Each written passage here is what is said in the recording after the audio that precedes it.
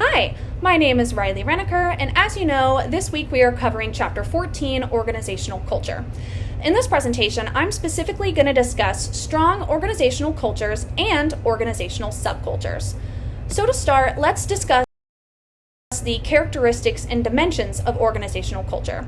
So the textbook outlines two characteristics that are key to establishing a strong corporate culture. And those are 1, high levels of employee agreement on what they value, and 2, high levels of intensity towards those values.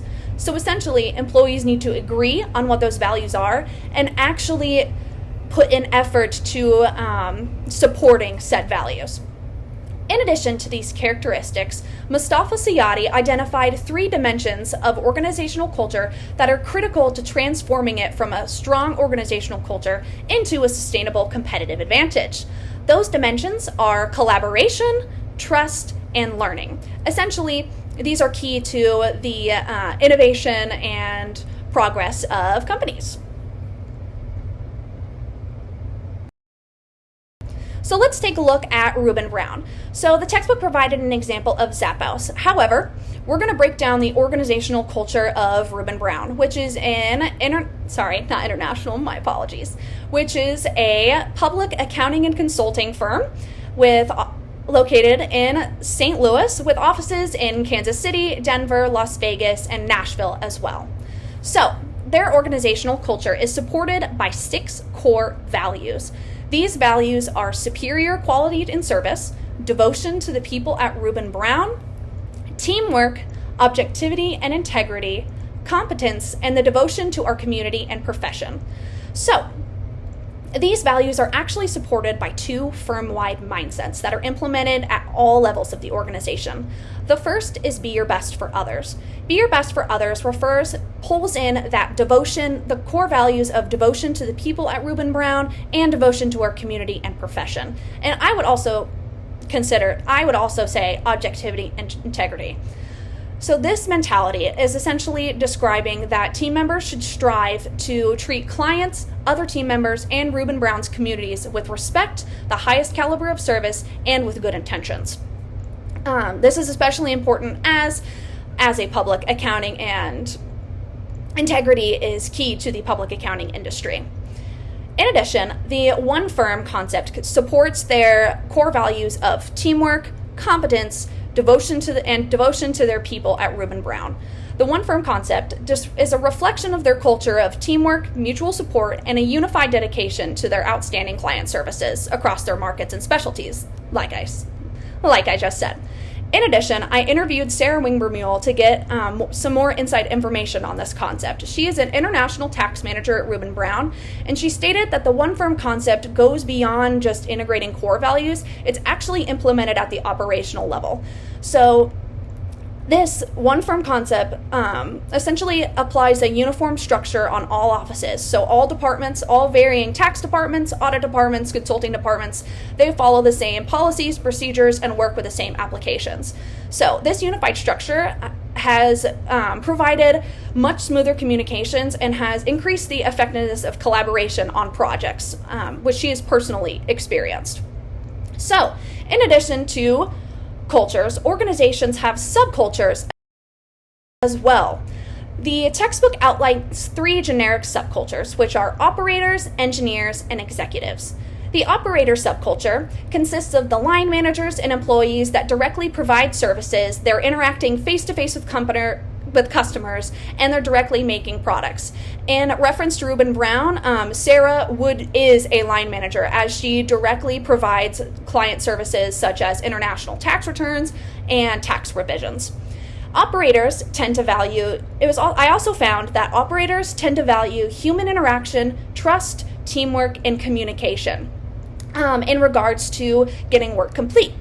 However, this contrasts to the engineering subculture. Engineering subcultures consist of individuals who are designing the systems that support organizational operations. So these are going to be your IT people. They are going to be the ones who have more of a systematic and quantitative thought process. Now, to round out the third subculture, we have the executives. So these are our decision makers at the tops. They are the ones financially responsible for shareholders and directors, and they're making those hard decisions when the time comes. So, subcultures directly affect the overall organizational culture, as there can be differences, since obviously, so let's take a look at Reuben Brown's organizational culture versus their subculture at the St. Louis office.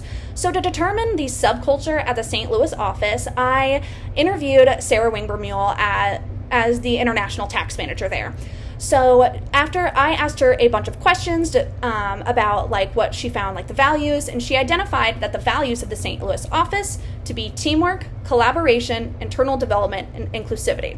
As I stated before, we know we can connect the teamwork and collaboration values back to those that are highly valued by the operational subculture, and in turn we can also tie the teamwork and collaboration into the organizational values of teamwork, competence, and devotion to our community and the people at Reuben Brown to getting things done.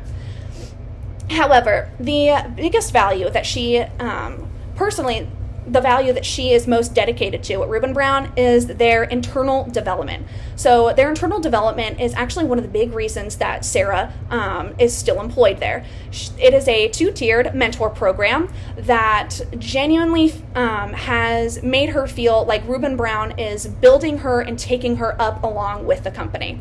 This is actually in contrast to her previous employer, Deloitte, whose environment was extremely competitive, and rather than working together to complete projects, she felt as if the company was pitting the departments against each other to compete.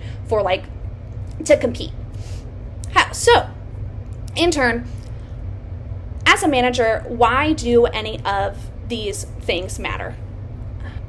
Well, as you can see, there is a strong correlation of St. Louis's subculture to their organizational culture. Thus, their culture is strong. Through these strong cultures, the establishment of a strong culture, there's a number of advantages that Reuben Brown is going to gain through this. The first being that organizations who have established strong organizational cultures have had increased organizational performance. It is also linked to increased reliability and financial performance. And as we stated earlier, using collaboration and learning and building trust can turn a strong corporate culture into a sustainable competitive advantage. We can actually see this, and the final advantage is increased employee retention, which during the job crisis of today is extremely important. So let's apply these to Reuben Brown and to see if they have experienced any of these advantages.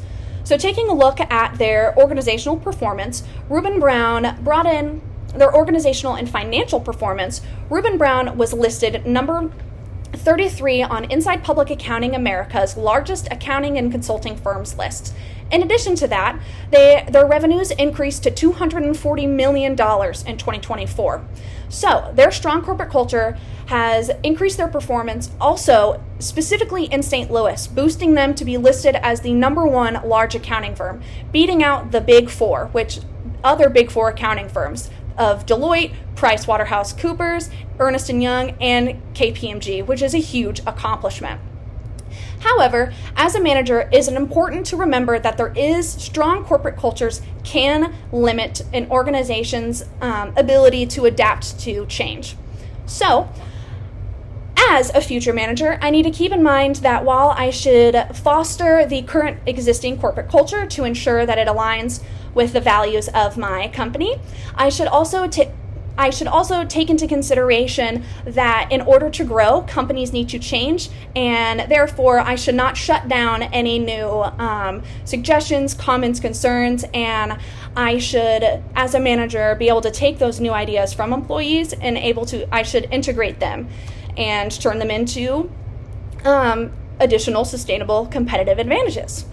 So, just to recap, at the end of the day, strong corporate cultures have a number of advantages. However, If it becomes too resistant to change, it can hinder an organization's ability to adapt to a changing market.